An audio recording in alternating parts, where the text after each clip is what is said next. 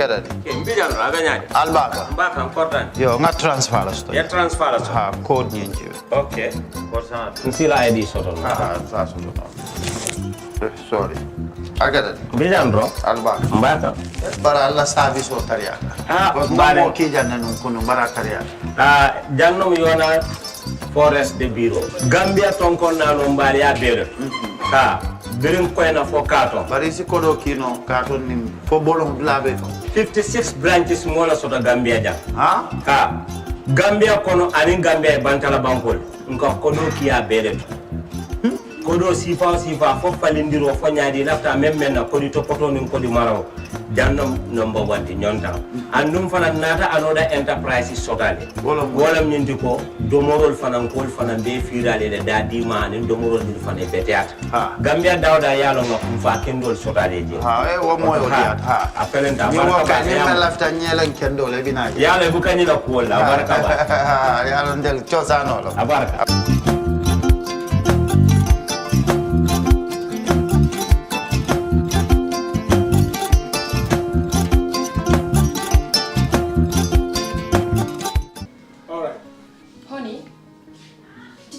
Him that the last time he sent the money, it was not enough to buy all the provisions. Oh, sorry, I forgot to tell him. Are you guys talking about money transfer to buy provisions? Yes. But don't you know about Balo? Balo? What is Balo? Balo is a service that your son can use to send provisions directly to you guys from the shop. And you don't have to worry about the exchange rate. Tell me how Baluo works. It's very simple. Just log on to baluo.com and shop, or download the app on your phone. You can shop on the website or using the app to buy online basic products for your family and friends. With Baluo, you decide what your money is spent on. Your money, your choice. Buy online products for your family and friends in the Gambia, Senegal, Nigeria or Mali. Baluo, better than sending money. For the first time in the history of the Gambia, Gambia Printing Publishing Corporation proudly introduces the Biliomatic exercise book printing machine. The machine has the capacity to print more than 20,000 books per hour. Yes, 20,000 books per hour. It also prints magazines, newspapers, calendars, flyers, normal books and all kinds of printed documents plus items at affordable prices. With the Biliomatic printing machine, GPPC can now render high quality and non-size restricted printing service supply across the sub-region. Rush now and partner with GPPC for all your public and private printing service needs. Print with us today and you'd be offered highly professional, reliable and efficient service delivery by our team of experts. The Gambia Printing and Publishing Corporation is here to meet all demands and is reliable at all times. For more info, contact us on 437-4493 or 437-4402. GPPC is Gambian and it's yours. Gambia Social Registry Household Data Collection Exercise. The government of the Gambia, with support from World Bank, is developing a social registry as part of its move towards an integrated social protection system in the country.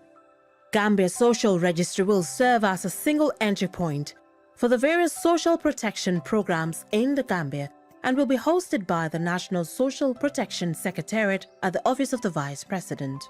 The social registry shall comprise households' demographic and socio-economic data. This information will guide future social protection program interventions in the Gambia and facilitate rapid identification of beneficiaries for programs. It will have the capability to be linked to other databases when these databases become automated. The enumeration teams from Gambia Bureau of Statistics, GBOS, will visit, interview and register every household in your community, so don't be left out. However, inclusion in the registry does not automatically qualify one for a particular social program. Social Registry has taken consideration of the key principles for personal data protection. Therefore, your data shall be confidential and protected. In view of this, we call on all and sundry to register their households with enumerators from GBOS. This message is brought to you by the Department of Information Services under the Ministry of Information.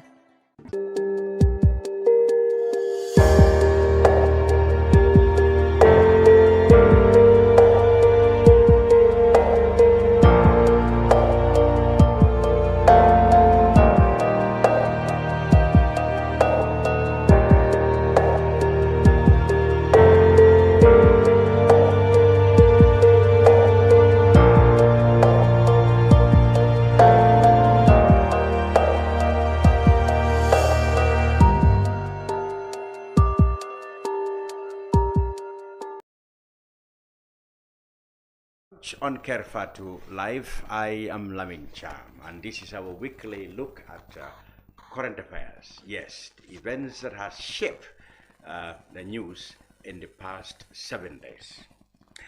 Today, I am pleased to announce that I have in the studio most distinguished international civil servant, Modou Lamin Yaffa, a retired international interpreter from the International Development Bank, IDB, who has served among just a few Gambians in that role in distinguished international institutions around the globe. Back home, Mr. Yaffa also is an influential figure. He is the vice president of the Routedal Majalis, correct me, a very influential Islamic organization also in the country. Mr. Yaffa also keeps a close eye on developments in the country's politics, economics, and what have you. And in this 1.5 hour show, we will talk about his personal and professional experience, and of course, how they relate to present-day Gambia. Modou Lamin Yaffa, welcome to the brunch. Thank you. Good.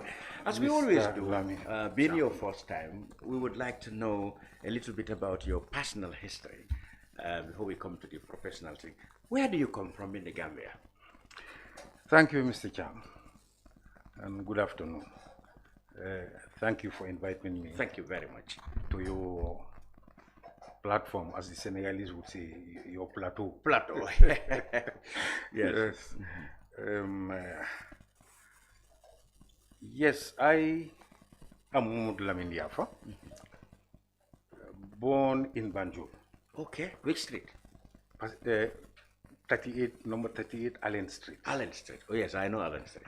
Way back in 1955. Wow. On the 23rd of May, 1955. Okay. But not too cold. I know you don't want cold water. Okay, let's go ahead. What brought up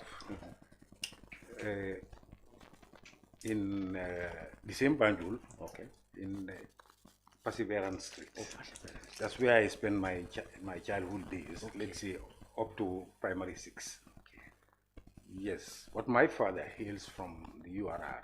Which village? A village called Misera, Sandu. Oh, Sandu Misera. Sandu Misera. Yes, I've been there. Yes. And my mother hails from Bilkamaba.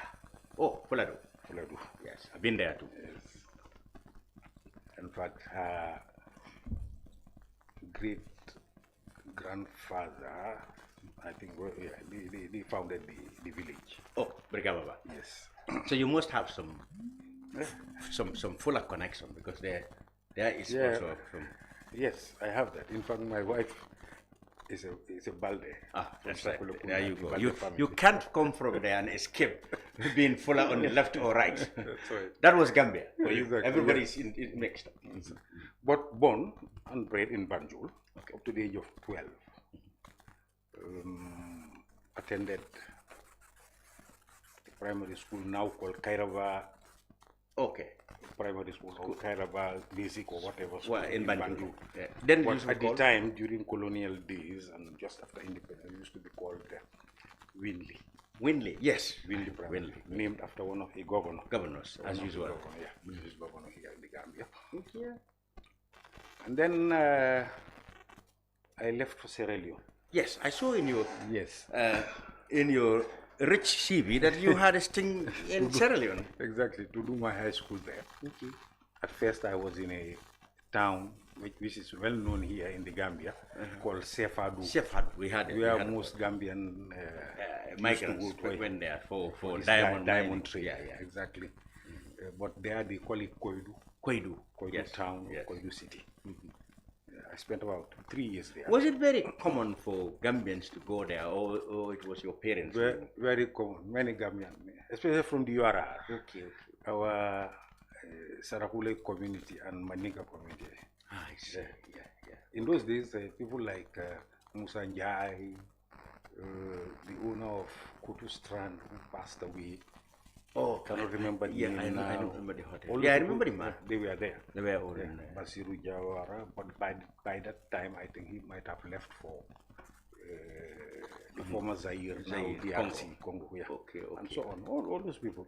Okay. Dabakora. Yes. You know, of Tambasansa and the like. Exactly. So you have a sizable Gambian community. Mandinka and so mostly Sarafis. Yeah, because you are right. The name Sefadu was very, very common on radio. And Sefadu because of the money. Yeah. No. You could, despite my early age, I mean teenage years at the time, definitely you could see it. I could see it. That money was circulating, floating hence the floodgate of Gambians going there. Yeah. Well, there was Diamond. Okay, there was Diamond over there. And, definitely, yeah. So you had your secondary school there? Yes, part of it. Part of it. And then I came back. No, went down to Freetown. Freetown, yes. Yes, to do the remainder. Okay. Years of my high school. Yeah. But before completing it, I came here on holiday, and while chatting with my dad, I expressed to him my desire to go and learn Arabic and Islamic studies. Yes. So as you know, our parents are very, because of... At the time, they were very, not quite willingly embracing Western education without some... Exactly. So if they notice that eagerness and enthusiasm, aspiration of their children for Western Islamic studies, you know, they encourage. They encourage you, and they are happy, and that's what happened. When I mentioned, he said to me, "Wow!" And this was way back in 1972. So he said to me, "In fact, it has been announced on the radio that there are scholarships from both Libya and Morocco." Yeah, at the time there was one old man. In fact, he is the one who founded this Talinding Islamic Institute. The one they call Tadamun, is it? No. Oh, that's different. Tadamun was established by Khatabuja. Oh, okay. Well, this Talinding Islamic Institute, which is at Talinding, was founded by this old man called Modou Lamin Yaffa. Okay. From Kiang Tankular. Oh, that's interesting. But his compound is situated somewhere here in Dipakunda. Yes, around that London corner area. Oh, that's okay. He's the founder of of this Islamic Institute. So some of you who were then, I'm sure there have been very few of you who are educated both in English. In fact, Arabic. I'm coming to that. Okay. That's how I secured, one of those scholarships, but to Morocco. Instead of Saudi or Libya. Okay.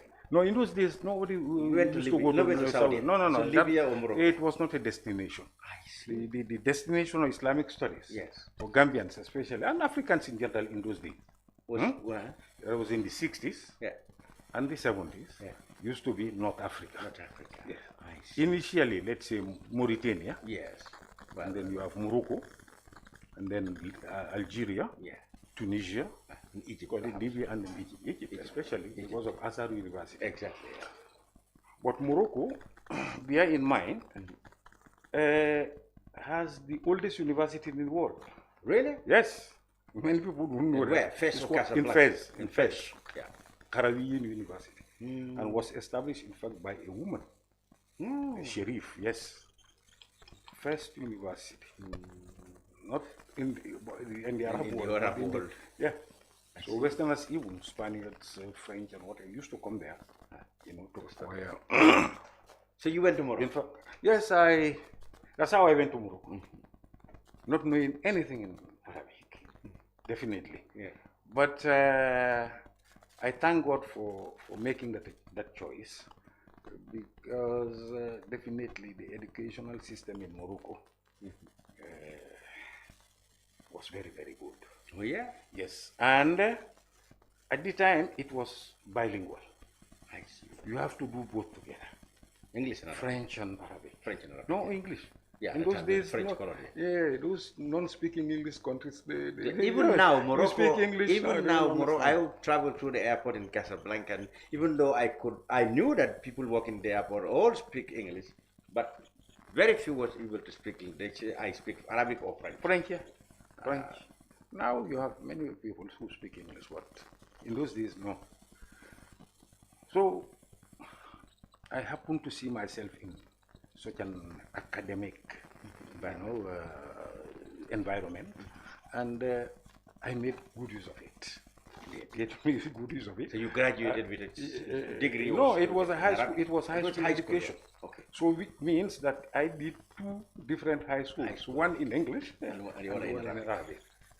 The Arabic one was more complete because it was from what we call here in those days, from 1 to upper 6. Okay. In the French system, I see. They call it baccalaureate. Baccalaureate. Yeah, it's 7 years. Yeah. 6-4. Yeah, solid secondary school education. Fantastic. So that's to say, you do all subjects. And our advantage there was that we went to a, call it traditional Islamic school, whereby with modernization in Morocco, you had to not only study Islamic subjects or disciplines, but also secular disciplines, like what we learn here like in science, our schools. Geography, history, maths, French, and everything. Yes, and what happened was most of the books for the secular subjects were all in French. So without French, it was not possible. So that's why, in fact, most people, even Gambians, who went there for their Islamic studies, couldn't cope with the demands of the academic demands there. So you had an opportunity now to be exposed to both Arabic and French. Yes, in Morocco.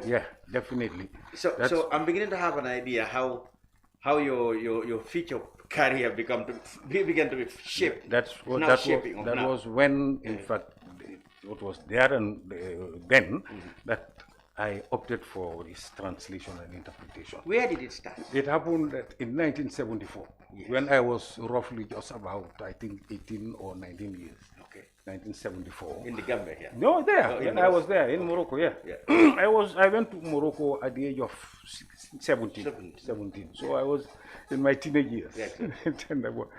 So the Non-Aligned Movement Summit was hosted by Algeria in 1974. Yes. That Ben Bella was alive, or no, it wasn't Ben Bella. It was Ben Boumediene. Oh, Boumediene, yes. During the days of Boumediene.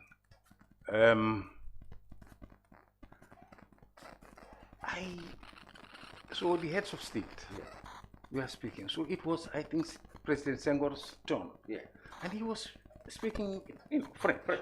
Of course. And I could hear the interpreter doing it into Arabic. For me, I mean, at the time I had no idea about interpretation.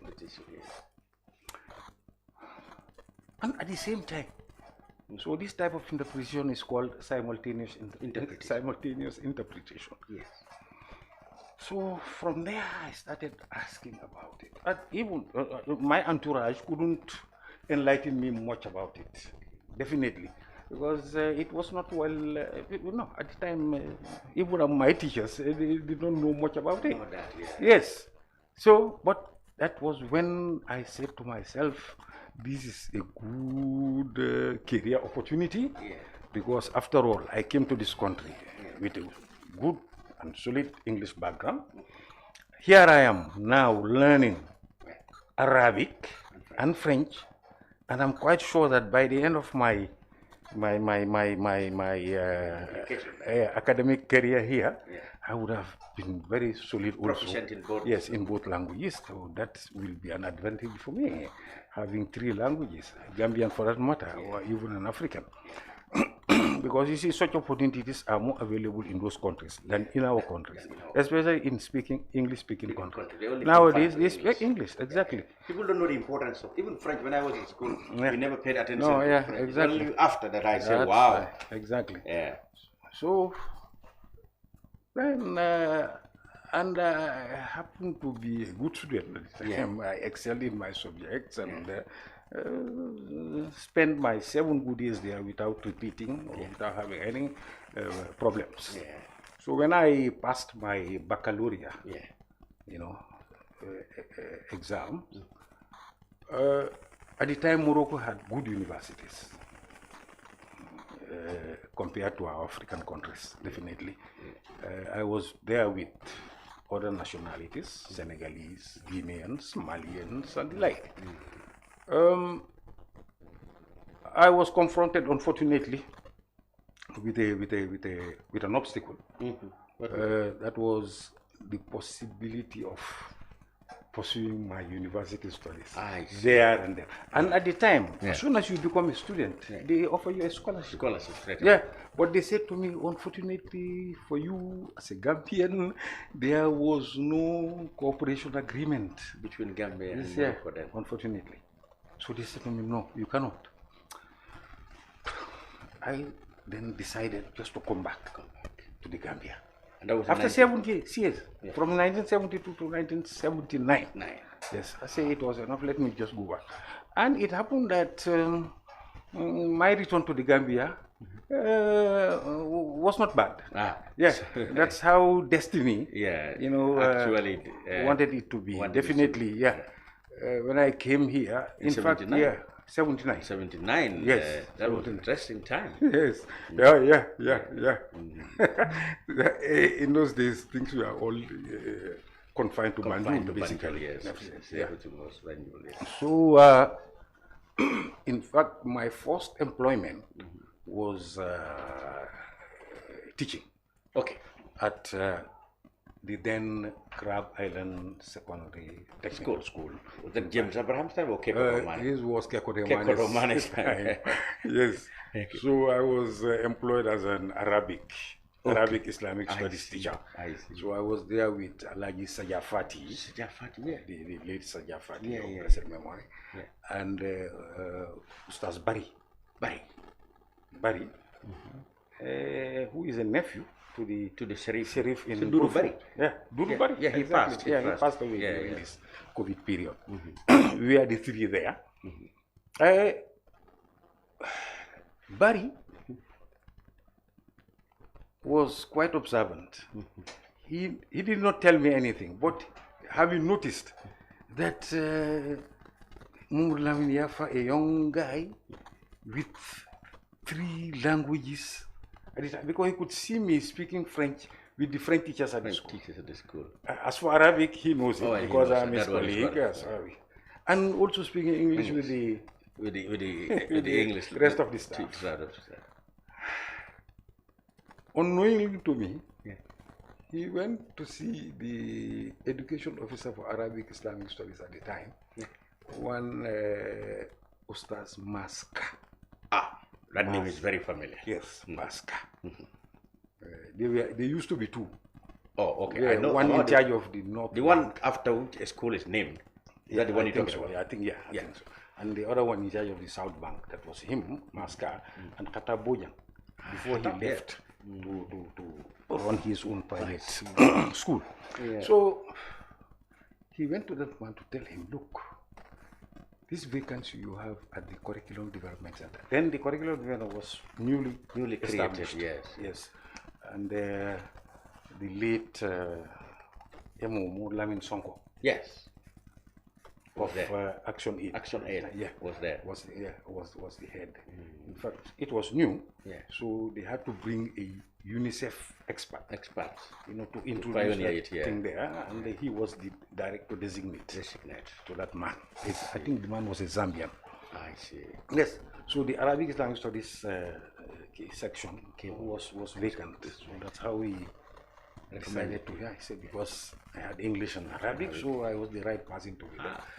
So it was during that period that I noticed, first of all, at the time, definitely Arabic Islamic Studies, these studies, we are not considered much in our education system.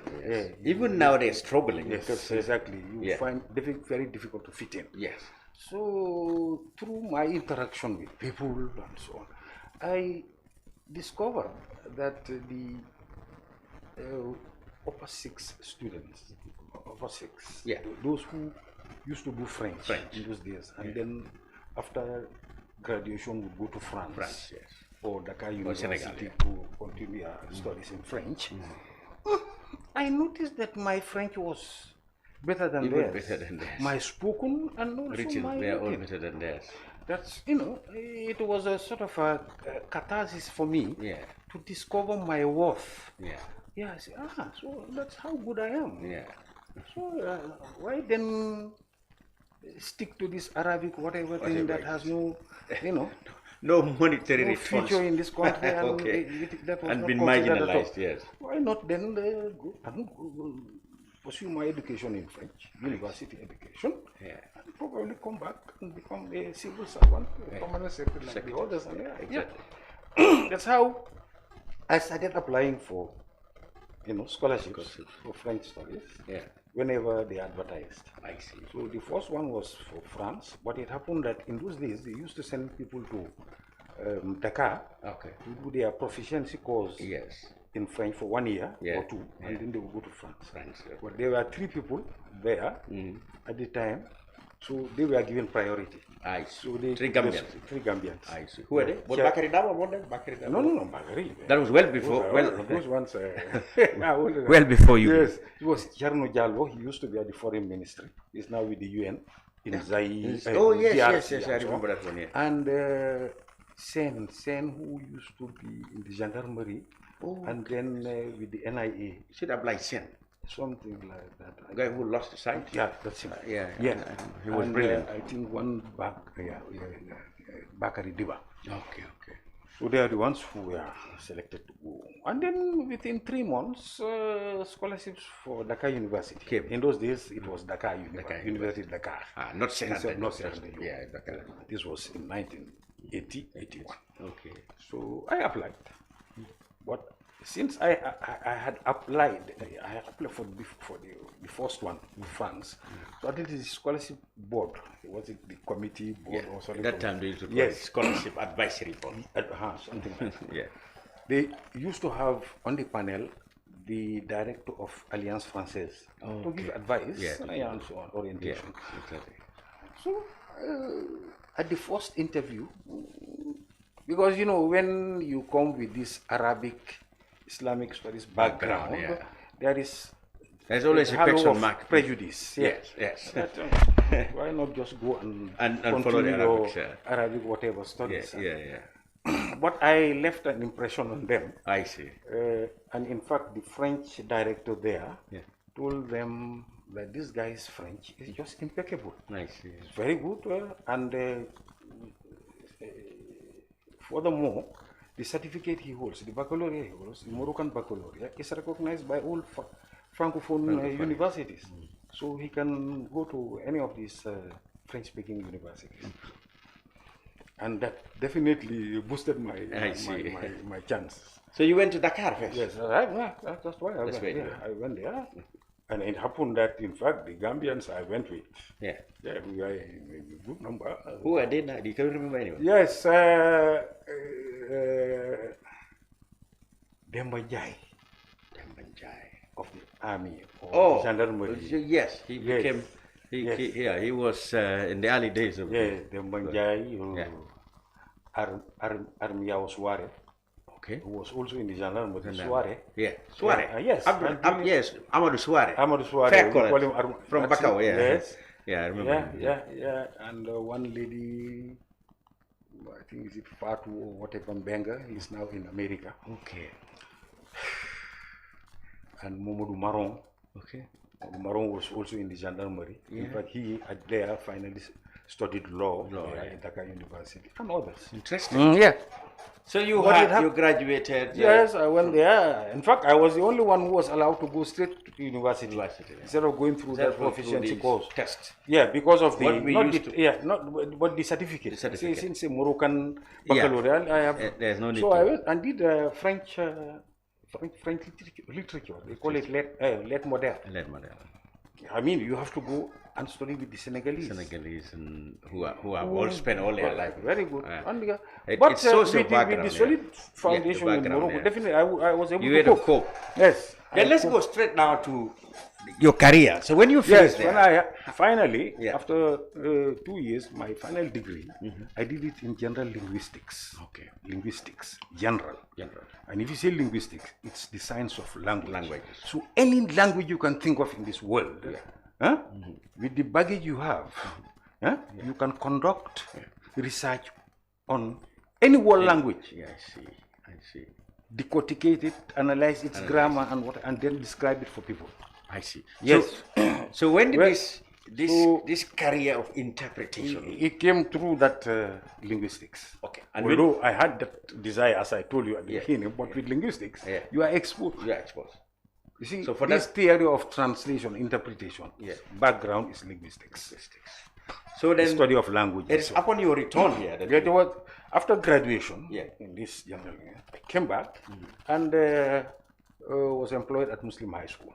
Okay. So I taught there for 3 years. 3 years. 3 to 4 years. 81, 82. From 85 academic year up to 89. Up to 89. Yes. And those were the days of school days of Balo. Yes, that's right. He was a student there. You must have taught. You must have taught him, or maybe you were teaching at the same time. I did not him personally. Yeah, probably. But then you were in the same school. And C.D. Keta, the current the Minister of Finance. Yes, he was there, and I know a host of others who were there. Dr. Abu Bakar Jah of Sharab.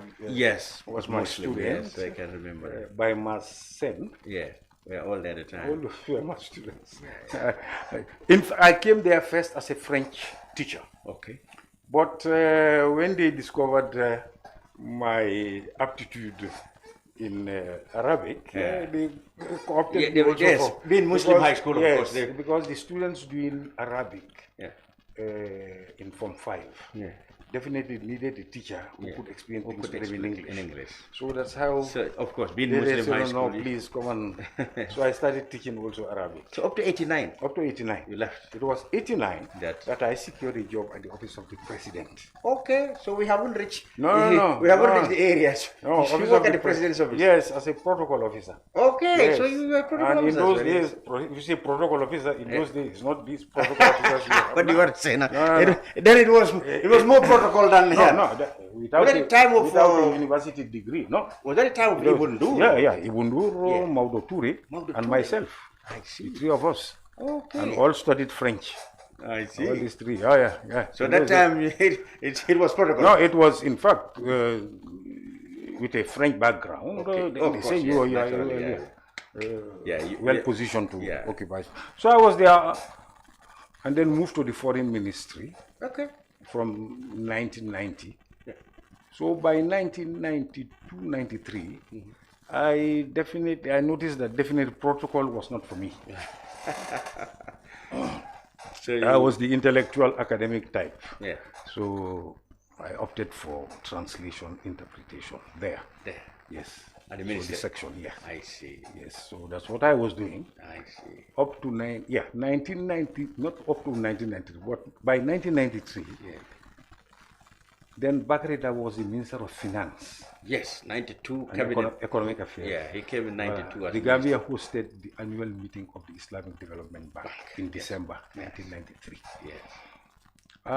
It happened that I was temporarily employed as a freelance translator by the bank at the time. For 5 days. I see. And that was the trampoline, so you said, springboard. Now, this is my calling now. Yeah, in fact, what happened was the head of the translation interpretation division of the bank, one Senegalese called Umar Sarr, after the meeting, called me aside and told me I would like to have a chat with you. That is on a Saturday or Sunday. Then he was at Senegambia Beach Hotel. So I went, brought coffee, and then we were having a good conversation. And he told me, look, I noticed a quality in you that is definitely rare and that should be made use of. That's what I say, this ability to translate from both Arabic and French into good English. He said to me, you have a place at our organization, at IDP.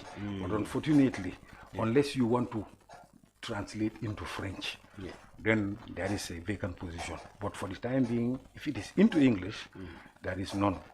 But there will be later. But then, okay, So, what are you so waiting I said to him, no, you see, in this profession, Yeah. you have what is called the grade, you grade your languages Yes. into A, B, and C. Yeah. Your A is your active language. Yeah. Your B is both active and passive. Your C is always passive. What I mean by active and passive here, active is the language you translate or interpret into. You call that. So in that order, which one is yours? English, French, English. Arabic? No, English. English. Because, you know, the language you started learning from childhood. Yeah, that's always. It's always your mother That's tongue. topmost, yes. Call your language of culture. Yeah, I know. Yeah, it's like here. I understand. You can speak your Mandinka, you can speak Wolof, but your But, Wolof is never it's never equal to your Well, Mandinka. some people can. Some people are equal. They try it, but so good that you cannot distinguish. You can have exceptions. Yes. And those ones are the ones that you call bilingual. If you say bilingual, it's not anybody who can It's not speak. anybody who is No, speaking no, another no. language. No, no, no, Okay, no. I'm learning something. I mean bilingual in the sense it's that not just you can both speak multiple language, but you speak equally them proficient in as mother tongues. Yeah. As mother tongues. I see. It's very rare in the world. Very rare you see. It's not easy. Yeah. For example, if it comes to English and French, you can easily find such people in Canada. Yeah, because of Quebec, or maybe French-speaking Quebec. Maybe Cameroon in Central Africa. Yeah, somehow, but you know, they there, as you know, well, first of all, we call our countries Anglophone, but we have our local language. Oh, yeah, but over there, they have over there, English yes, and French. for them, yes, they were born in. Yes, yeah, you are right. You see, like that singer, Canadian singer, Celine Dion. Perhaps you know her. Celine Dion. Yes, she's from Quebec. She's yes, francophone. Francophone. But you see the way she's. So that one is bilingual. Even their current prime minister. Yes, Trudeau. He's from Quebec, French speaking. Yeah. He speaks He fluent French. Very good Yeah, English. and so those ones you can see bilingual. I see. So it's not just anybody who can speak French and English and shit. So then began your long career in IDB. Yes, that's how by 1998. Yeah. You know, this thing started in 93. Yeah.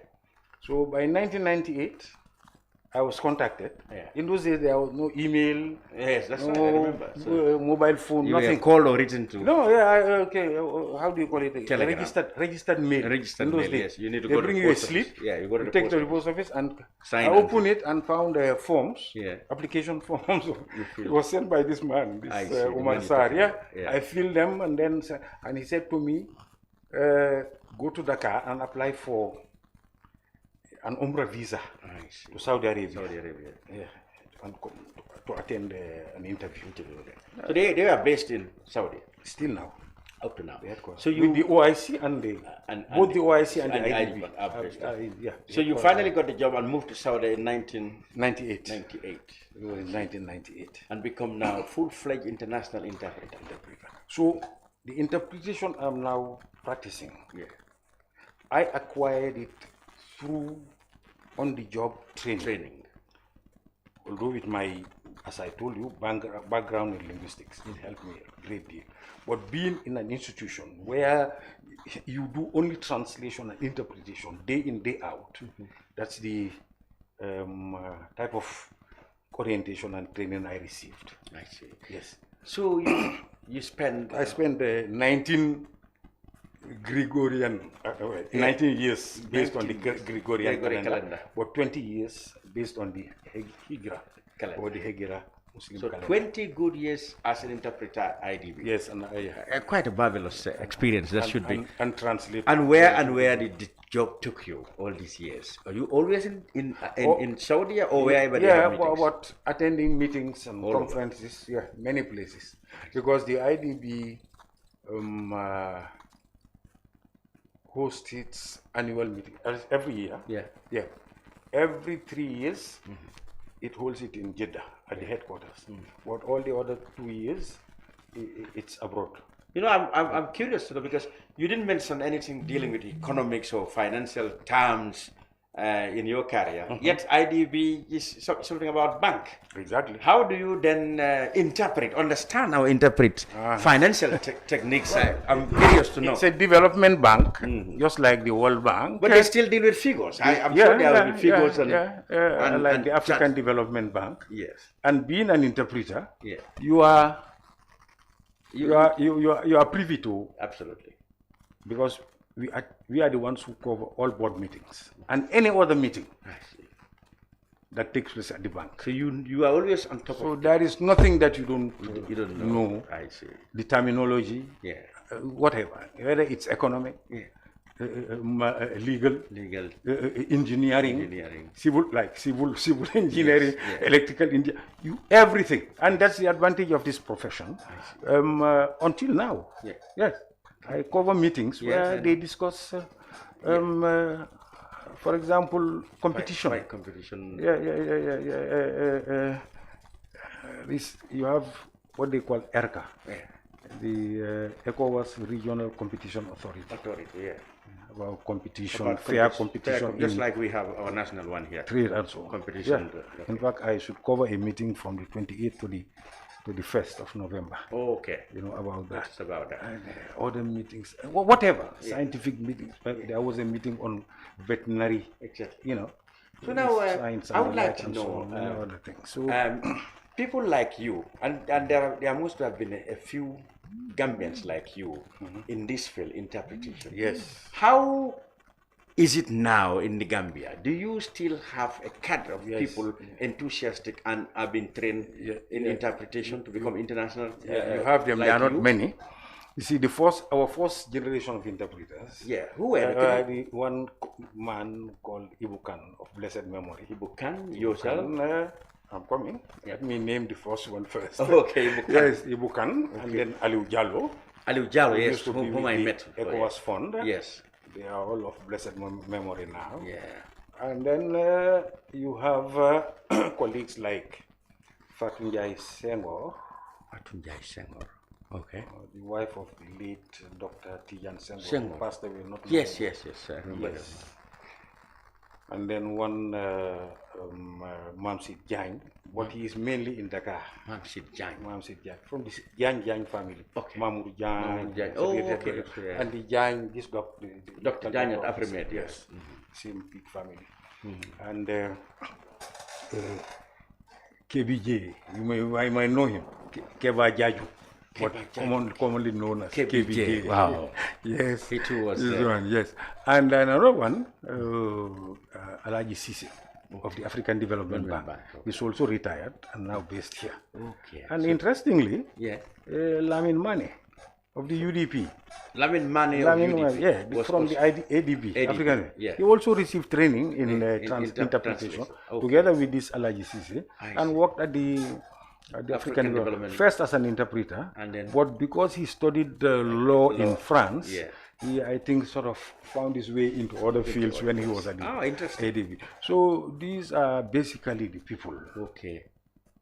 Yeah, professionals. Do we have anybody now in doing this?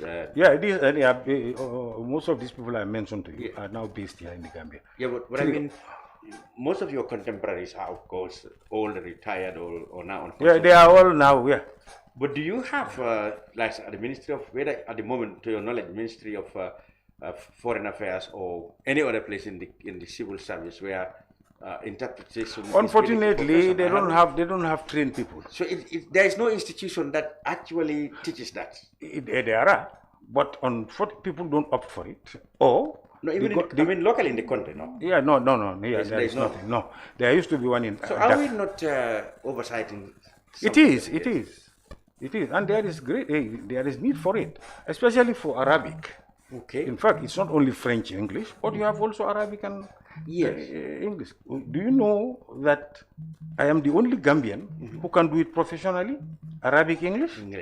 Interpretation, conference interpretation. Okay. Is that normal? It is not. That's what I'm trying to say. How much can we gain from experiences like you? I mean, when you are to advise whether it is going to be Minister of Foreign Affairs or Minister of Education, you know, for the Gambia to produce people like yourself, where should we start? I'll give them advice. Where do we start? Anybody who has the background, has good English and good Arabic, like these Arabic students who have English, the standard should be very good, because here you are dealing with interpretation. Speaking the language at that high level, with fluency. Yeah. That is both English and Arabic. So if the person has a degree, I can give advice, even can start coaching the person here before he or she secures a scholarship. There is a very good training program, master's training program at Legon University. Yeah, initiated by West African interpreters, professional interpreters here. There used to be one at in Dakar at this under this university, Gaston Berger. But they've suspended it. But they've trained up a good number. It is suspended for it was in fact sponsored by La Francophonie. Okay. Those sponsoring our French section at the university. Yes. I see. So it's for their information. Let them know that Arabic is also there. I see. It's part of the program. French Arabic, English Arabic. But if not, you have to go to Western countries like England, France, and it's expensive. It's expensive. Or you go to an Arabic-speaking country. Algeria has one. Egypt also has a very good one to do it.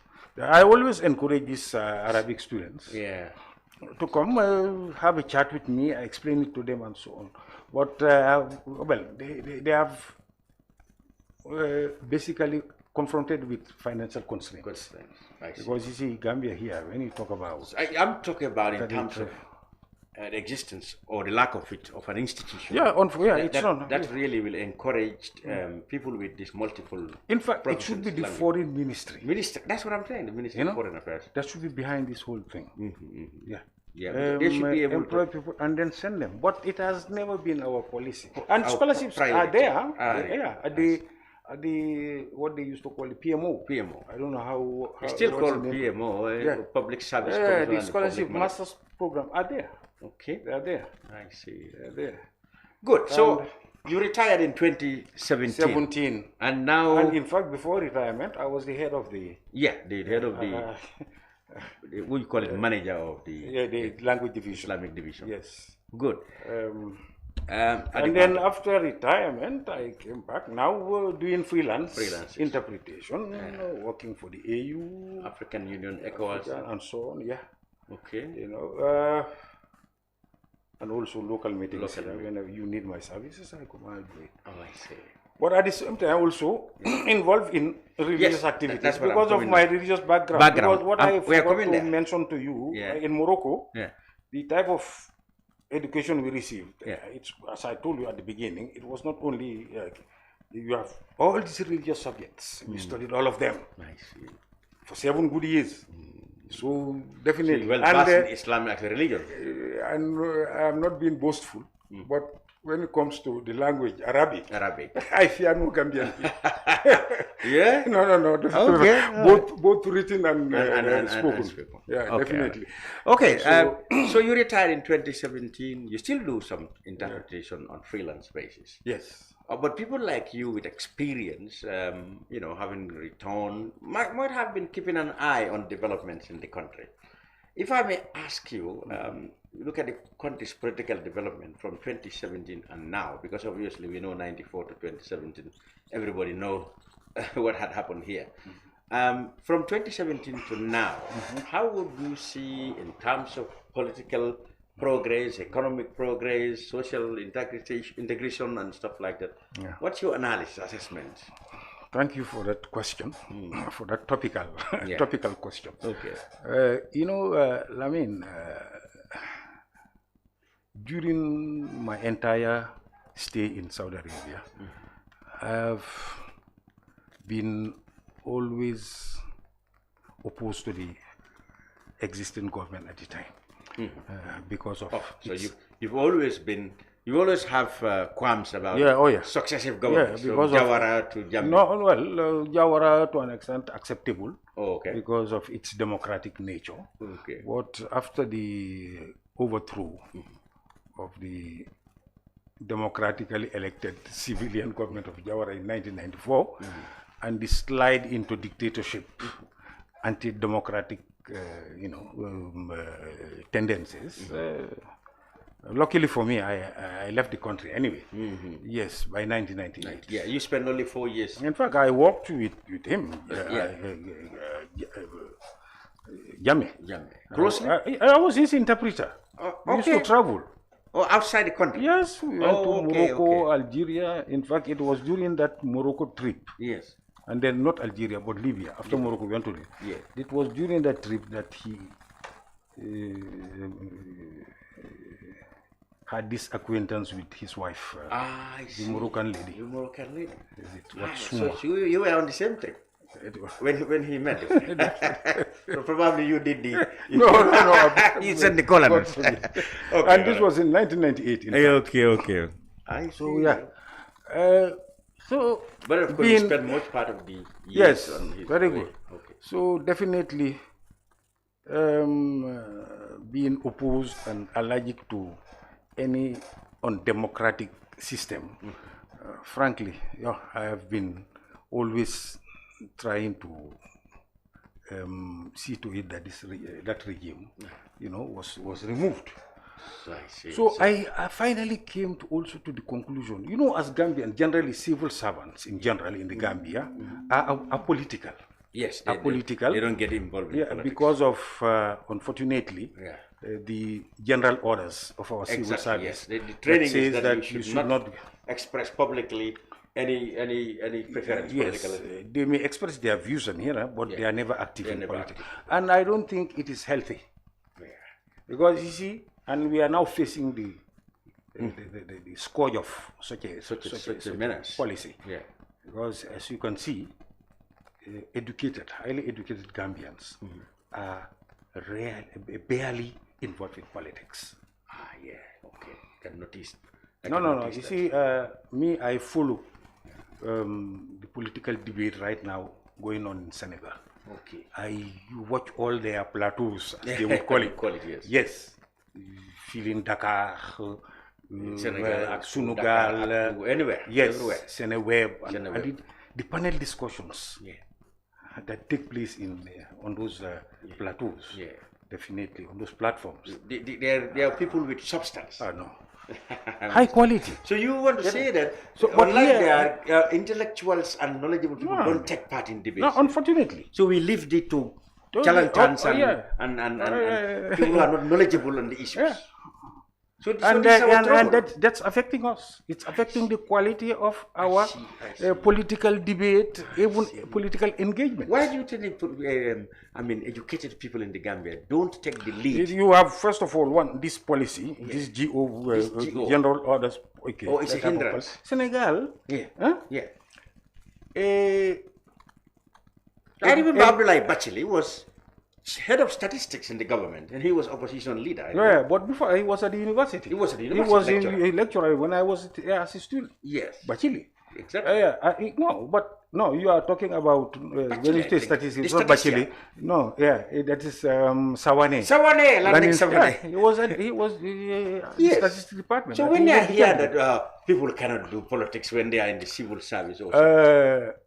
A very dynamic young member of PASTEF. You might have come across him in these panels, panel discussions. One Ngagne Touré, Ngagne Demba Touré. I had the name, yes. He's a greffier, equivalent to, let's say, a registrar. In the university? No, at the Minister of Justice. Ministry of Justice, okay. You can imagine. And he's in the opposition? Active. So the law allows it. The law allows it? It allows it. Here, the law, there should be, legislation should change. So that frankly.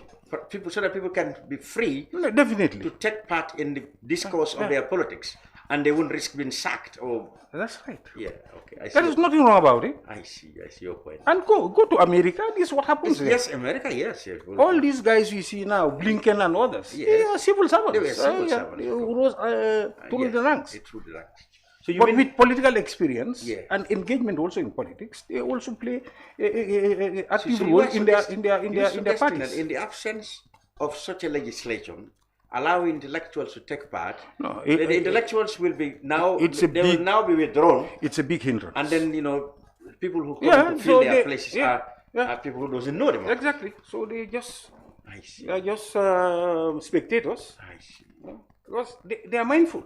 I see. They could lose my as simple as that. And as you know, the major employer in the country is the government. Government. Yeah. Was this a big handicap. Was It's this a a deliberate policy by Jawara or the colonialists? Jawara inheriting the colonial policy so that he can silence intellectuals? Well, perhaps I wouldn't blame the colonialists in those days. Okay, because at the time there was basically no politics in those days. But Jawara's government said. But yeah, Jawara. They should have noticed that this is. That's right. This is a measure to. For him, probably he might have thought that civil servants' involvement in politics, that's the mindset at the time, definitely. But frankly, it has been there now. But we can see the negative consequences, the adverse effects of that. I think we have to put an end to it. So you can be a civil servant. And doing your job properly, but when it comes to politics, you have your affiliation. You should be able to express your Why not? freely. Why not? Why not? I see. And that's a major problem here. For example, go to Senegalese. I will not say all the parliamentarians, but the majority of them are university graduates. Absolutely. So that's why the quality of debate there is of high quality. Yeah. I see. As I told you also, they are plateaus. Yes. You can see. Now they do everything in Wolof. The contributions. Although the Wolof is blended with French, a lot of French, but academic French, legal terms here and there, political, but very interesting. Very interesting. You cannot participate in those panels without being educated. Of that level. You cannot be. It just cannot be. Unlike here, when you have people who have basically no knowledge in anything. I'm very sorry for when I was some of your kacha and whatever. Something has to be done. Something has to be done. Yeah, I can see. So you've been following the. Okay, let's talk about 2017 and now. Yeah, and then I said, look, when I go back to the Gambia, definitely I have to be involved. And the party that has always been my party of choice is the UDP. Yes, I was coming there. You have been well, if it's not publicly known, but suspected to be a UDP sympathizer. Sympathizer, militant also, because I have a membership card. Yes, and I make my contributions and the like. But people have already said that if you are intellectuals and you hold a party card, sometimes you are biased towards one opinion or the other. So, well, I don't know what those who use such an expression, what they mean by bias. They will mean, for example, that okay, you may have very good expertise for the country to draw from, but it will always have a political twist to decide you believe. But it's normal because you just have to, definitely, because you see, to effect change in any country, it has to be done through politics. And if that should be the case, you have to be a militant of a party. Exactly. This is what obtains in all countries. Yes. You cannot run away from it. Okay. You cannot be struggling and fighting for political change without doing it through a political party, a well-established political party. Even if let's say you are an independent whatever candidate, definitely you have to affiliate yourself with one political ideology, whatever. Yes, and you see, there is also something very, very interesting that I would like to share with the Gambian public. Is the fact that those who claim to be, let's say, independent or come as independent candidates to be president and the like, or even independent parliamentarians. Look, there is no country that can depart on a good footing of development and progress if it doesn't have a party with a vision towards such a goal. What I mean by that, a party should have a very clear vision of development whenever it comes to power. Strategies, strategic development and the like. Such visions cannot be developed by civil servants. Unfortunately, this is what you have in the Gambia. This is the trend that has obtained in this country since our independence to date.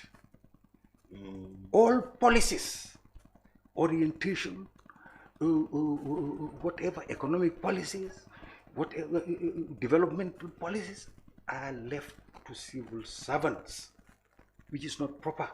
a civil servant is basically a pen pusher. He's just there to deal with files, issues, and the like. Daily routine. It is political strategists, visionaires, who are always in the background and struggling within the party that craft policies for the party to have its political orientation. If you don't have that, how can you?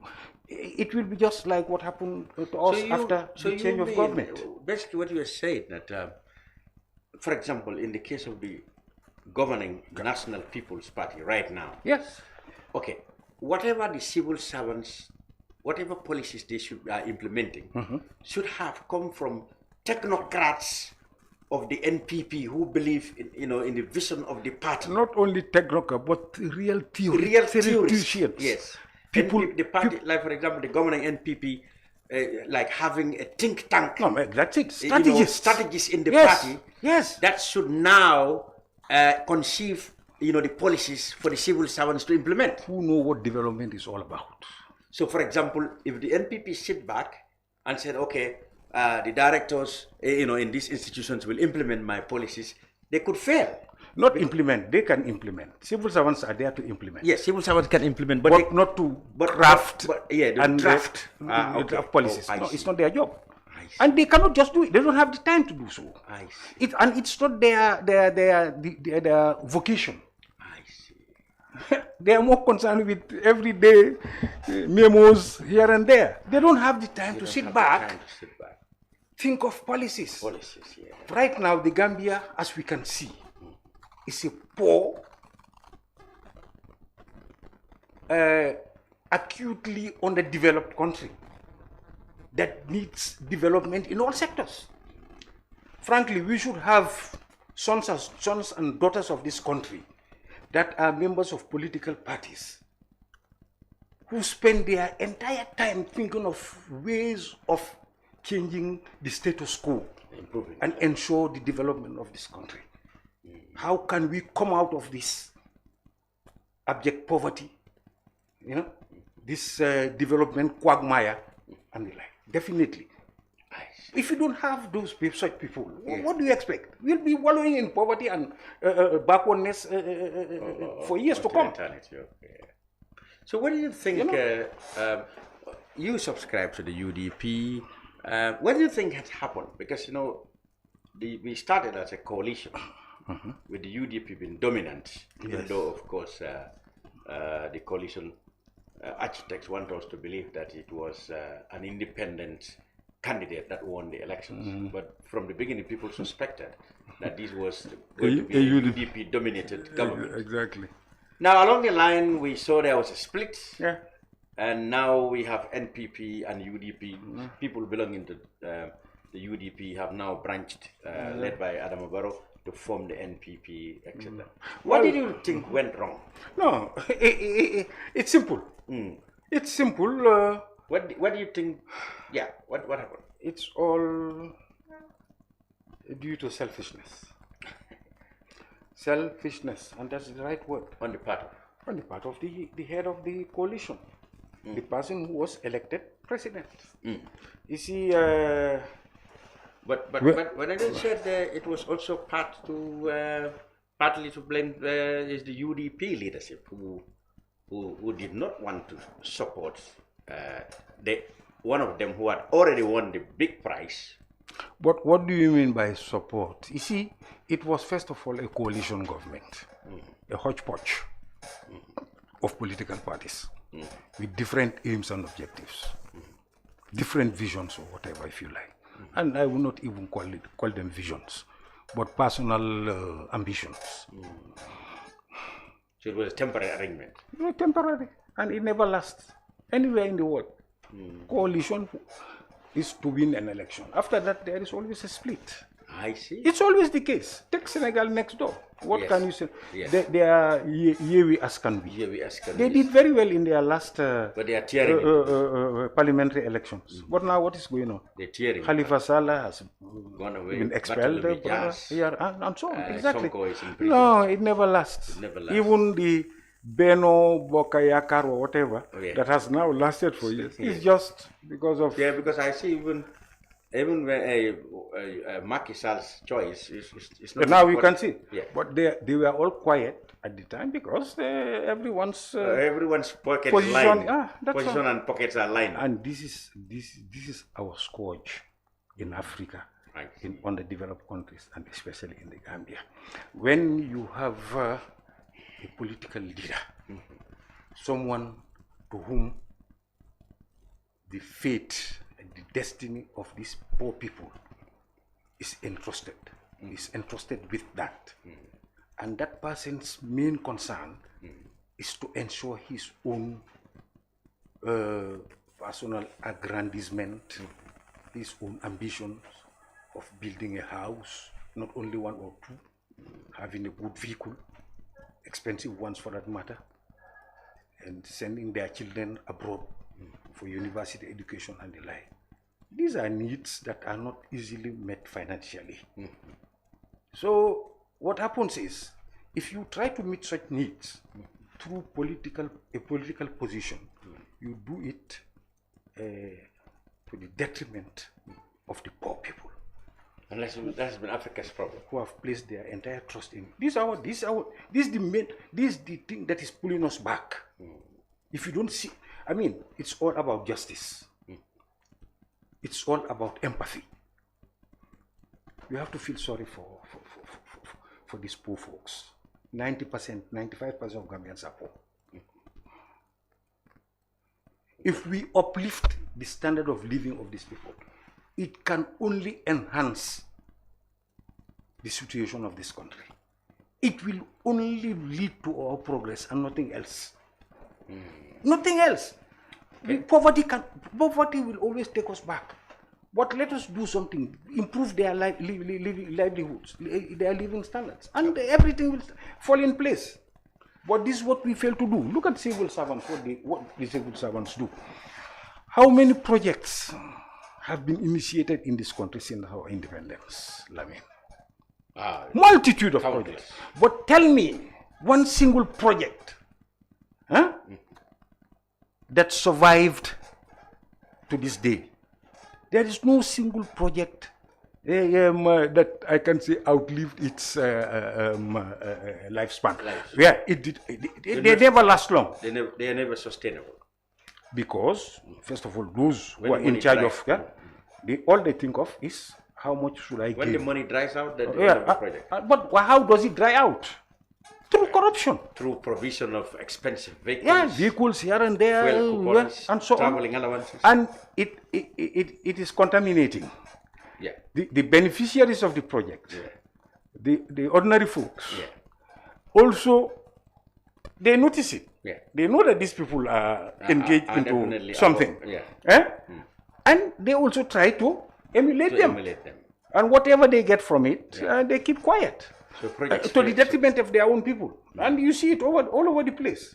Jahal Pachari is a very good example. Yeah, since Jawara's time. 1980 around, it was when this project was completed. To ensure the self-sufficiency in rice production in this country. Where are we now today? We're still importing rice. It is the same people there, the locals there, in that Jahal Pachar area, that perimeter. They cannibalized the pumping machine, that huge pumping machine there. Oh yeah? Totally. They sell they siphon the fuel and also remove the parts and sell them. Now it's dead. It's dead. It's interesting. So you see, to be frank, let us have sympathy for our people. Now let us be fair. Good. I don't want to dwell too much in your politics. I know you are UDP, you subscribe to UDP, and you will disagree with everything NPP, except perhaps a few things. Policies. Let us your disagreement is more about policies than it's like, personalities. you see, and I even, in fact, although he's much younger than me, Usman Sonko, with his Pastef movement, I'm getting deep inspiration from him. This boy did something innovative in Senegalese politics. You know, generally, in everywhere in the world, politicians political leaders, whatever, they come with manifestos, programs, visions, whatever. This guy came up with a book of nearly 300 pages. A book. And by right now, he has authored 3 good books. He has authored a book on this so much talked about oil and gas in Senegal. That's a treasure. It's a treasure trove for you to read. That book. You know, so you obviously are passionate about Senegalese politics. Oh yeah. What do you think of the we have imprisonment of Sonko and his supposed disqualification? It's all unfairness and also fear. I see. You eliminate your political rival just to make sure that you are in power after the elections. That's all. Which, in fact, brings us back to what I have just said. If, let's say, the ruling party now in Senegal is fair to the Senegalese people and want to ensure their welfare, improve the situation in Senegal. Senegal is now in, just like the Gambia, debt distress. Yeah, debt distress. More than now 75% of their revenue is used to service debt. The Gambia is more than 80%. More than 80%. Can you imagine? So there's nothing achieved. They have achieved nothing for the country, to be frank. You know, all these other things that like they tear, you know, they talk about tear that the train and whatever. Yeah, the railway. How many people does it benefit? I mean, no, let us be frank. So why do you want to eliminate? Why do you want to restrict the political choice of the electorate? So what do you think will happen eventually in February when the elections come? Well, Sonko, will be kept in no, their determination is to see to it that he doesn't participate in that. And if he doesn't, they will disenfranchise so many Senegalese. Over 70 to 80% of the Senegalese electorate, to be frank. I see. Yes. Even they will not take interest in the polls. Let's see. But I want to believe that if definitely at the end of the day, this guy is prevented from participating to run as a candidate, he will designate, or the party, he together with his guys, will designate somebody. Yeah, because already they've allowed, I think, 4 or 5 of them to collect this parrainage form. Yes. The sponsorship. So one or two of them. No, one or yes. Ended up getting, yes. And what analysts believe right now, and what the polls show, is that whoever he designates is going to win the election in the first round, hands down, for the first time in Senegalese politics. So eventually, and you know, whatever happens in Senegal will have its repercussions on the Gambia. So we have to be careful. I see. Yes, good. we don't have the liberty to fall behind. We have to cope with what will be going on in Senegal. Good. Inshallah. We now leave politics. Now go to religion, because you are involved in religious affairs too. You are the vice president of the Rawat al Majlis. Yes. And this Rawat al Majlis has always been seen to be opposing to the established Supreme Islamic Council. In fact, some people often criticize Rawat al Majlis for being politically sympathetic to the UDP, hence your constant opposition to the Supreme Islamic Council. What is the fundamental difference? Why can't you be part of the Supreme Islamic Council? What are your difference in ideological differences in that? Well, thank you also for that question. You see, Lamin, the name Rawdatul Majalis says it all. What is the meaning of it? It means, call it the nursery or the garden of Majalis. That's the traditional religious schools. Exactly. And you know, when you say Majlis in our Mandinka or Wolof language or Fulam, it's our traditional schools. I see. The Karantal. The Daras. Yes, where you learn to memorize the Quran, and also they teach you our basic Islamic books of the Maliki school of jurisprudence in Islam. You know, you have 4 schools in our Sunni Islam. Malikiya, Shafi'iyya, Hanbaliyya, and Hanafiyya. So the whole of West Africa, up to Egypt, Sudan, all these countries are of Maliki obedience. Yeah. Shafi'iyya, it's part of Egypt, some parts of Egypt, and also Somalia, Ethiopia, down to Yemen, and the like, and the others. The whole of it, basically South Asia, Pakistan, India, Bangladesh, and the central former Soviet republics, Kazakhstan, Uzbekistan, Azerbaijan, all those, if they are not Shia, if they are Sunni, are of Hanafiya. In fact, they are the majority. I see. So, what happened is, religious education in this country and in the Senegambia region has always been promoted, established and promoted by these majalis. Our forefathers, our teachers, our karamos, they teach you according to their own traditional way. Although it needs improvement, and we should help them to improve the curriculum, the teaching methods and the like, but not to fight them. It happened that those who went to the Arab world, and not all of them, I was there. Yeah, you were. I was part of them. Absolutely. And I know. In the 60s, 70s, all Gambians who went to the Arab world to study did not go to Saudi Arabia. They went to Mauritania, Morocco, Algeria, Libya, Egypt, and so on. They came back. Those people, instead, they are the ones who introduced these madrasas, schools, modern way of teaching. Because this is the way you learn in the Muslim, in the Arabic-speaking countries. That's the type of education we did. We used to sit on chairs and desks, and then the teacher stands in front of us on blackboard and teach us these Islamic studies, subjects, fiqh, usul al-fiqh, tafsir, hadith, and so on. So modern way of teaching. You go, they give you homework to do, you go, and then they give you test exams and so on. That's it, you pass it. Just like the way you pass your maths exams, French exam, whatever. So this modern teaching method, it's okay, it's good. People came back. People like Alaji Bandin Drame, Alaji Hatta Buja. They introduced it here. Yes. My mentor, I mentioned to you, like Malamin Sisi, he did not go, but at least he was inspired. He introduced it, and it became a success.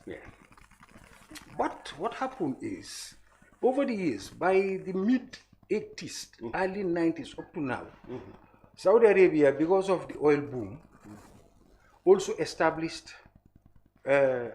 Islamic universities, but mainly one that is in Medina. They call it the Islamic University of Medina. That's where all these people went to, basically. Very few went to, let's say, Makkah. Makkah, the one in Umul Qura, is not an Islamic university. It's a normal university where they teach everything, even medicine, but also Islamic studies, whatever discipline. Yes, but that other one is only for Islamic studies. So people started going. First, they give you scholarship. So money. So financially, you are okay. Every year, they give you a ticket to go back to your country for holiday. They even allow you to take a wife along and stay with her. So those are things that are very attractive. So that's how people started going there. A generation of people like Modou Lamin Fati, Fati, Jibril Kujabi, and even Usman Jah, and others. It's where they study. But it happened that in that university, Basi, the students end up being indoctrinated. Indoctrinated in what sense? You see, the Islam, for example, we have here. You see, don't be fooled. Islam is not monolithic. Mark that word, monolithic. That is to say, just one trend, one brand of Islam, one strand of Islam. No, it doesn't exist. That's why you have these four madhabs, these 4 schools of jurisprudence. And initially, there were more than 12. But the others disappeared. So now we are left with 4, that is within our Sunni Islam, not Shia. Shia have their own, they call it Ja'fariya. Yeah. You know, over there, what they have, well, they imposed. Because before Saudi Arabia was established in this Makkah, Jeddah area, Medina area, there used to be Shafi'i and Malikiya. Yes. And also Sufism, but I'll get into that. But these people came from the east. They invaded them. Just after this First World War, around 1920, they unified the whole area and established what is now called the Kingdom of Saudi Arabia. Okay. When was that? This was an alliance between a religious body and a political entity. That is the House of Saud, the King Abdulaziz and his, plus they call them Al Sheikh. They used to belong, and they still belong, to the Hanbali school of jurisprudence. Okay, but let me complete. A lot of history and theory, but what I actually wanted to know is there a way for the two sides, the Majlis and Islamic, to come together? Yes. I mean, so that there can be only. No, there is a way, but you see, the problem is there is. You see, Majalis has never been established. Was not established to antagonize anybody. But why are they always in disagreement? Yeah, I tell you. When, for example, the Supreme Islamic said tomorrow is prayers. Now, when you come and tell me, that the type of Islam that our forefathers bequeathed to us, is not good. I see. And not only the Madhab Maliki, but also Sufism. And if I say Sufism, I may not get into the details, but it is the type of Islam you see practiced by our learned scholars of this Majalis. I see. The people we call Wali. So you mean, they have the perception that the Majlis type, the traditional ways. For them that Islam is.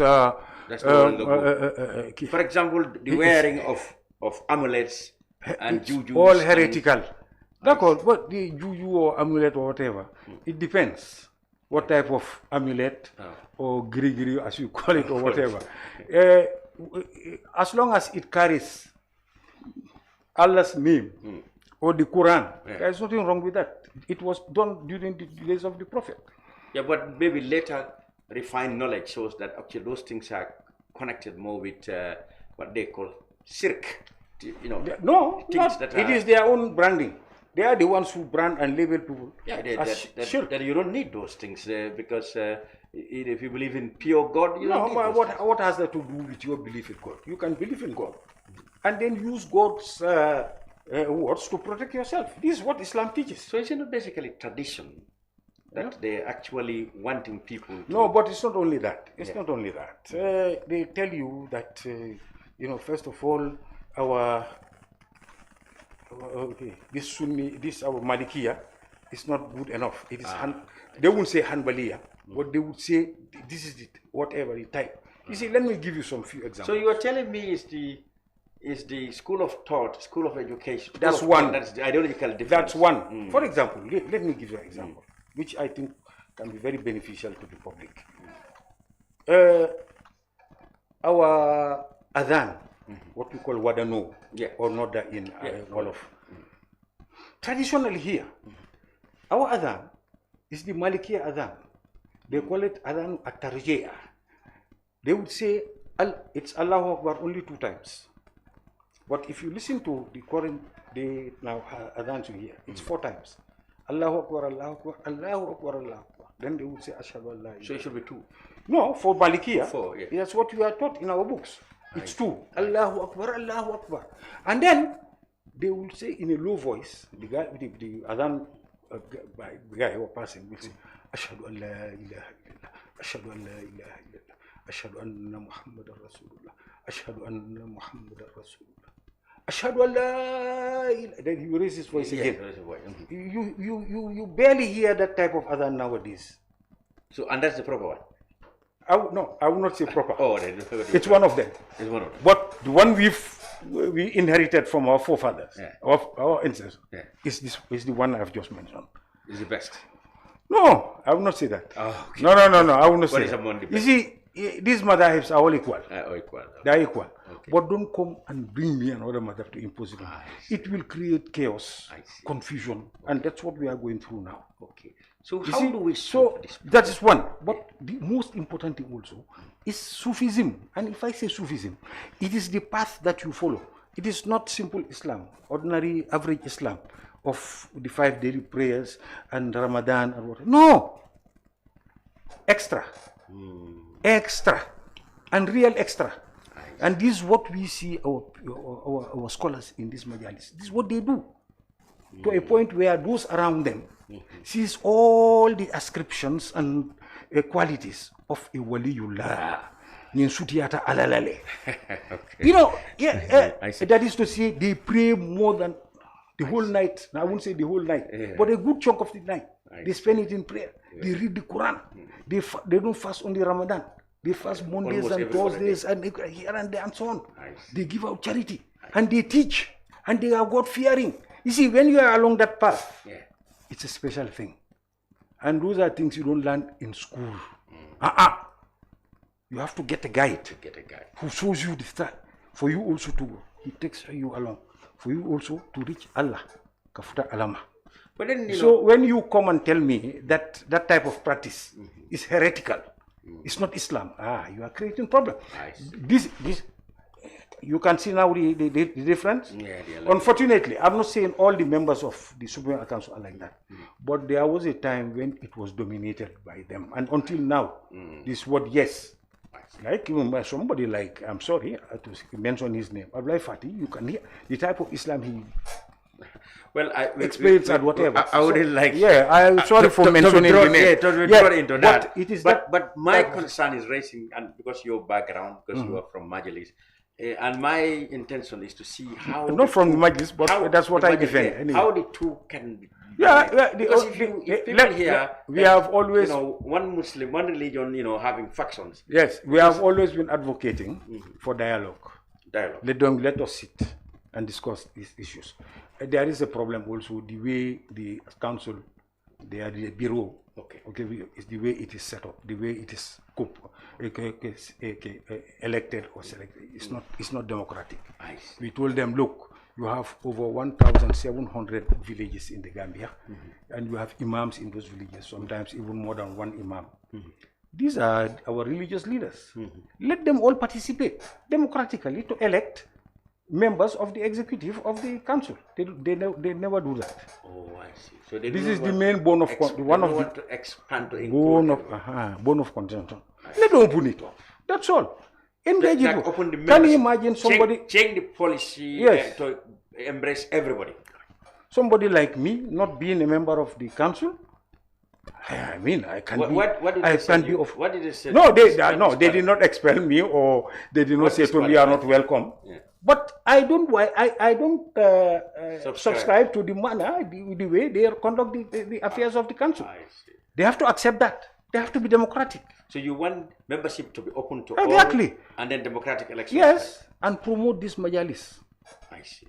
Not to leave them to their. I mean, let us help them. Improve things.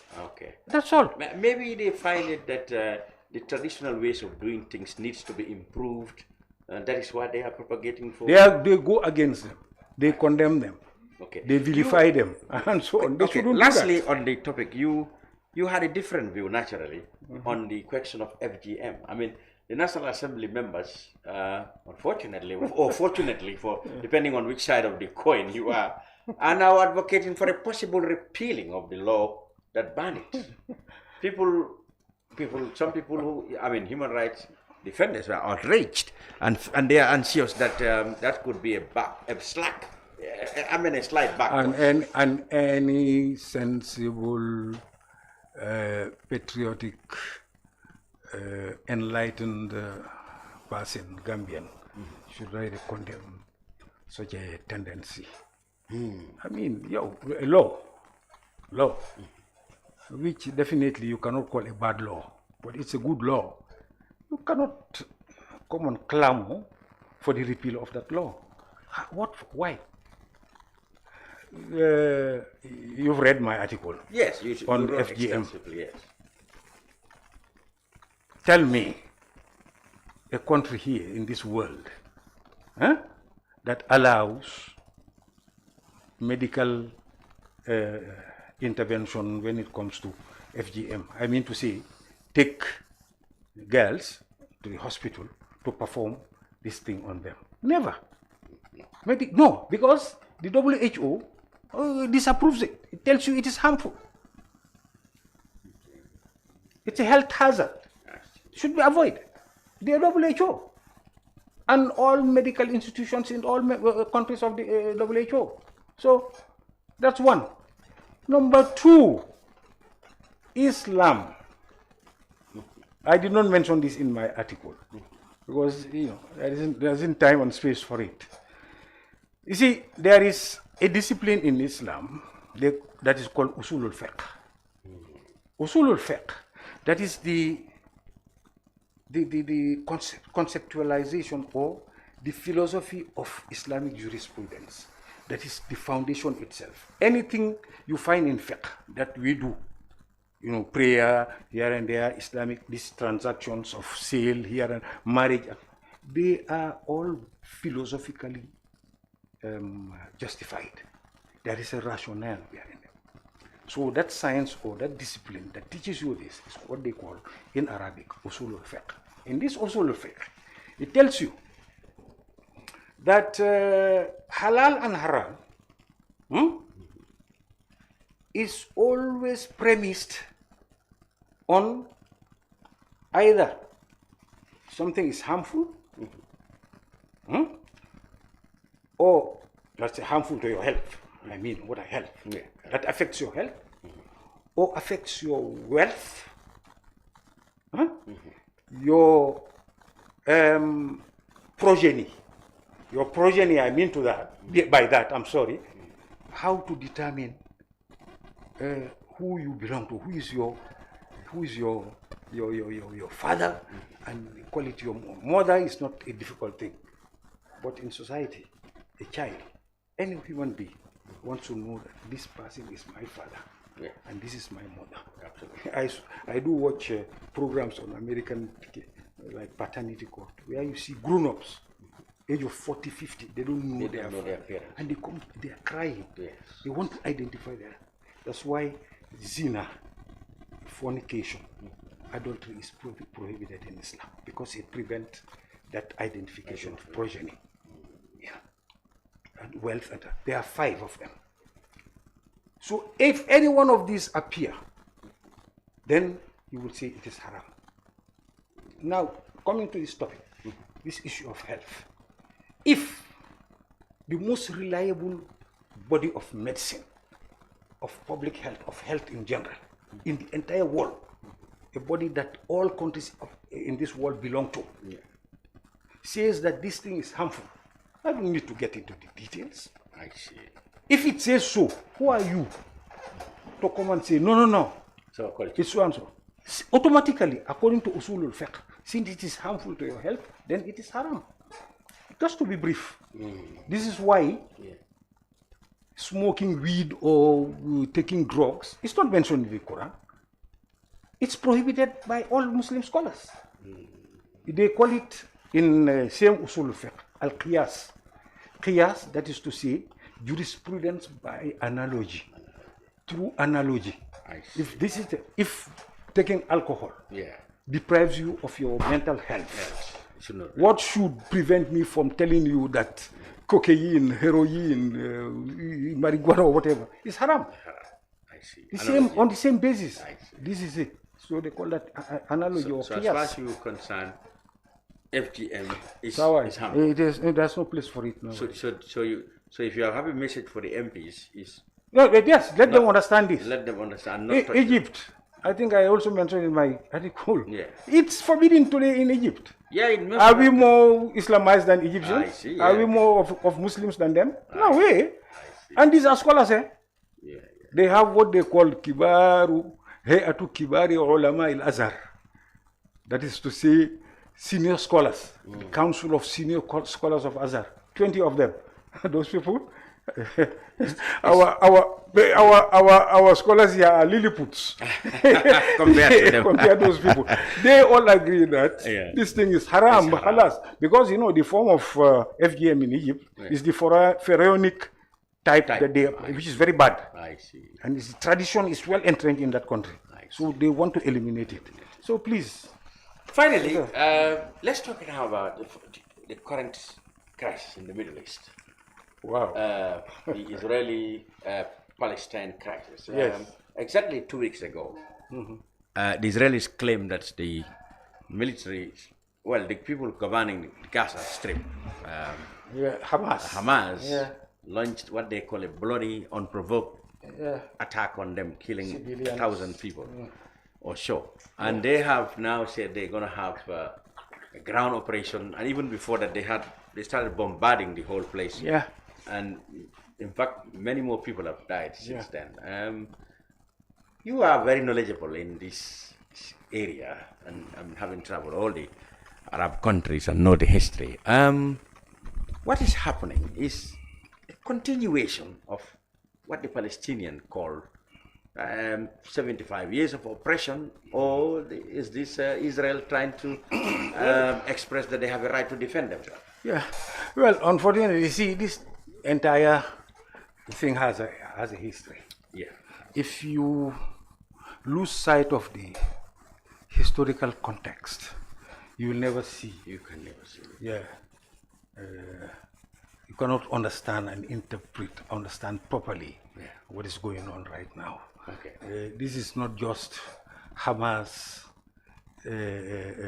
attacking a group of civilians, or call it committing an act of terror, if you like, because that's what it is, to be frank, on civilians, which is to be condemned. Yeah.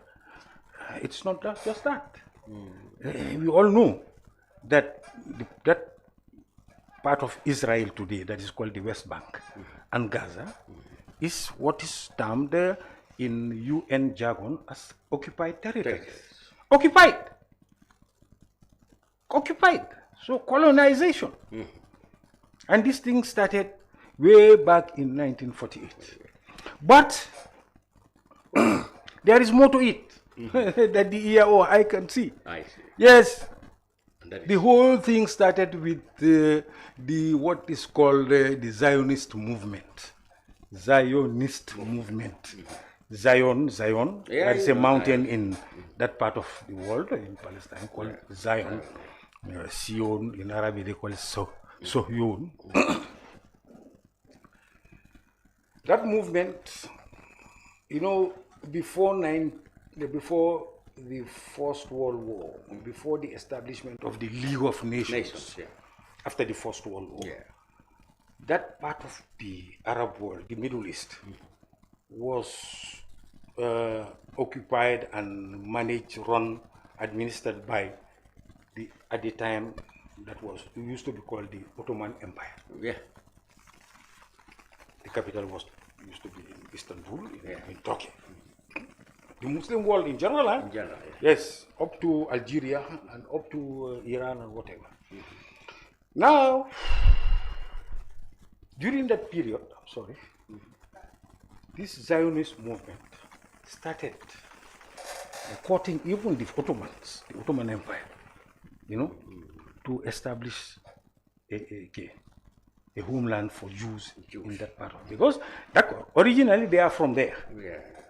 But you know, in history, what they call diaspora, you know, it's a Jewish term. It's a Jewish term. Yeah, the diaspora, that is to say those who are dispersed, the Jewish people dispersed everywhere in the world. So they call them diaspora. Yeah. That's where the word comes from. Yes.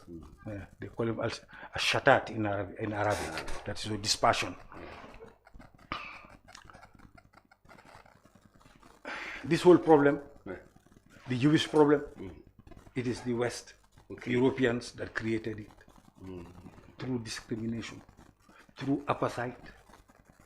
The Jews in their countries. There was no Western country where Jews, the Jewish community, and even Arab countries. Huge Jewish population. For example, Morocco, that I know very well. There are synagogues in Tetouan, Fez, any Moroccan city you went to, you go to, I'm sorry. And they tell you that this particular neighborhood is called Milah. It's originally a Jewish neighborhood. So you have advisors in the Moroccan government, Jews. In fact, by the way, when you see these family names, Ben, generally, Ben Souda, Ben Jaloun, Ben Ali, probably, and especially in Morocco, they are all of Jewish origin.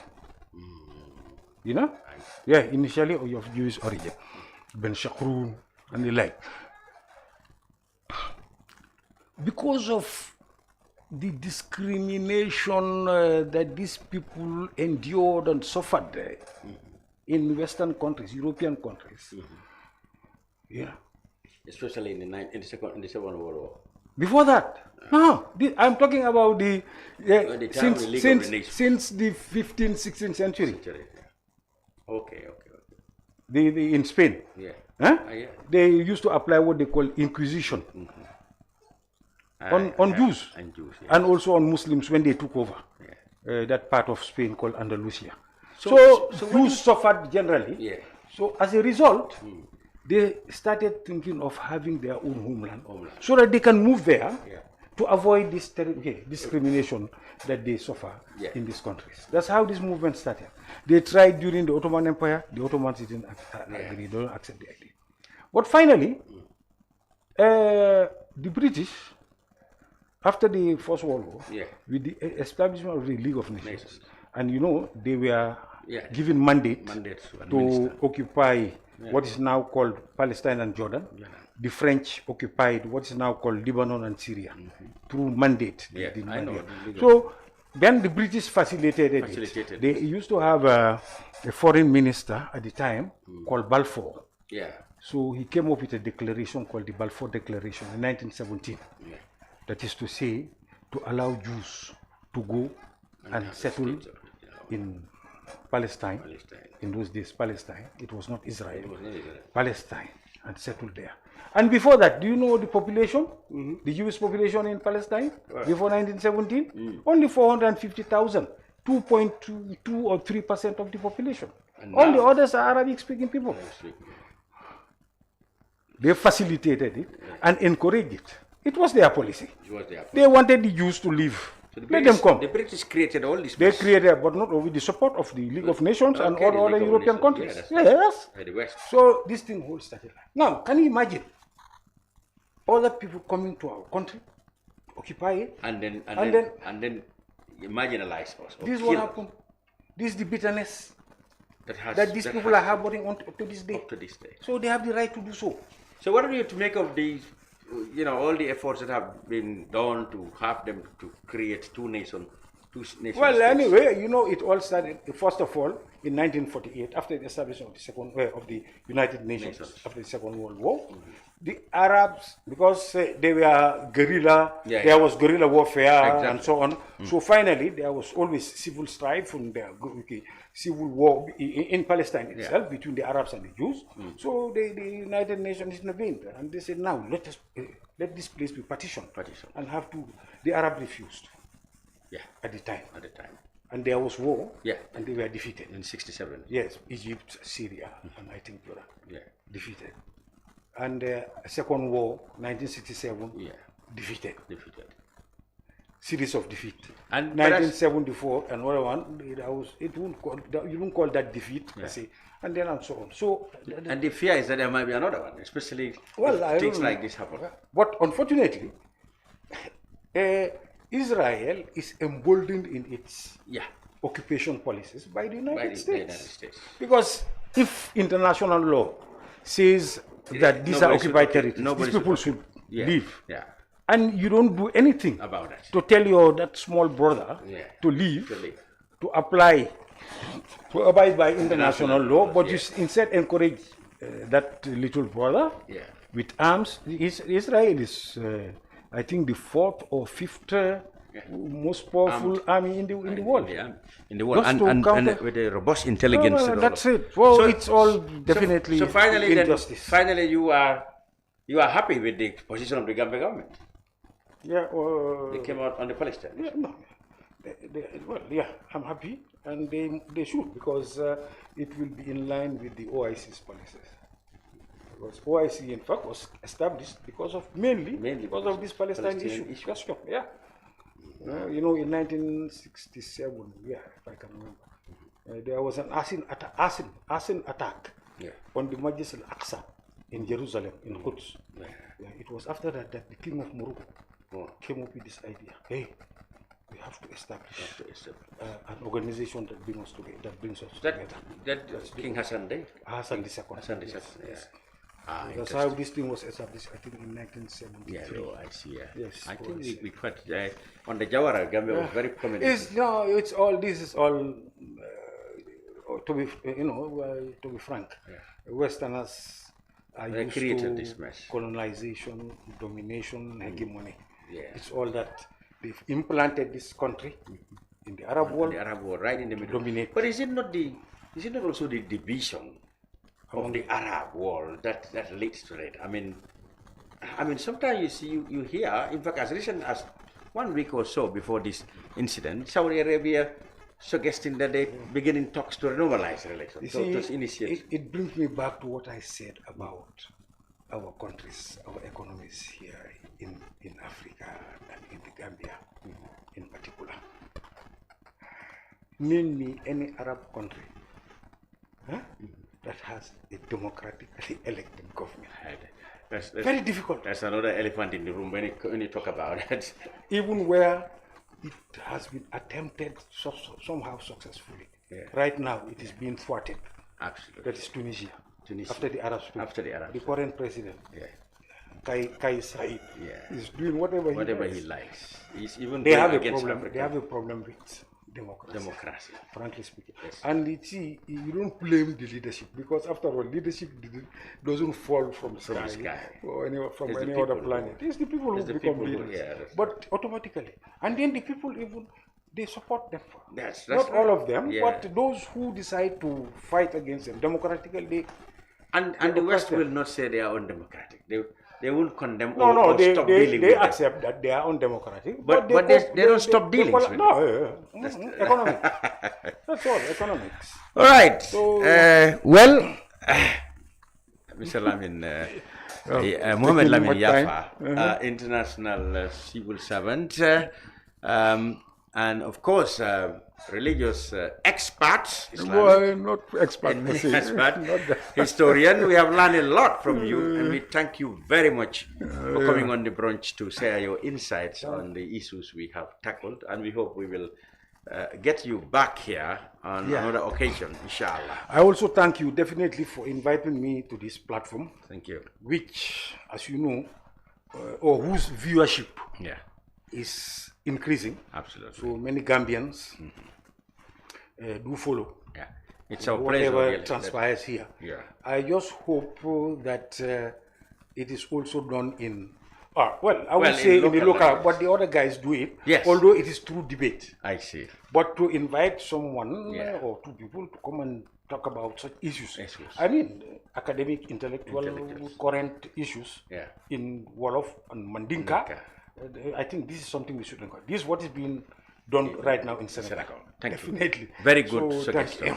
Thank you for that. Thank you very much. Well, thank you very much, Mr. Mohamed Lamin Yaffa, for your insightful contribution here on The Brunch. The Brunch will be back next week. Until then, goodbye for now. Thank you.